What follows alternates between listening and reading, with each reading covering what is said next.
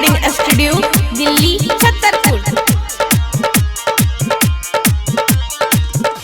गे मम्मी हम भी याह करबो भी याह करबो भी याह करबो गे ई छौरी से बियाह करबो ई लगन बियाह करबो।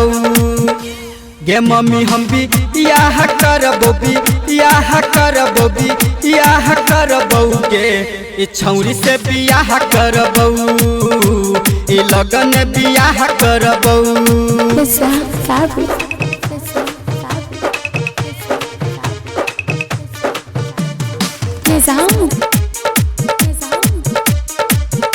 SK recording studio Delhi Chhatarpur.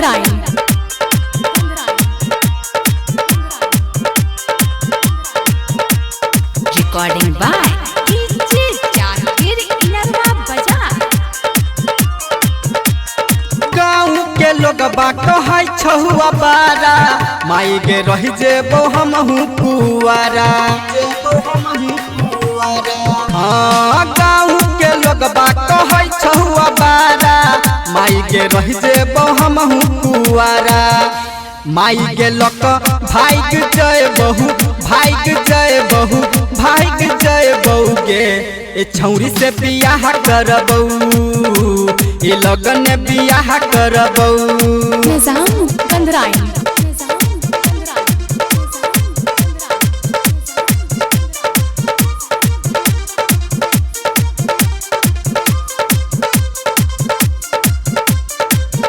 Recording by DJ Zakir Inarwa बाजार।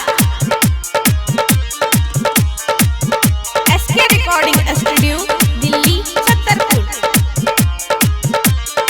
गायक रमेश मधुबनिया दिन सही कहै छौ बात कनी बुझै न दिल के। हाँ गायक रमेश मधुबनिया दिन सही कहै छौ बात कनी बुझै न दिल के।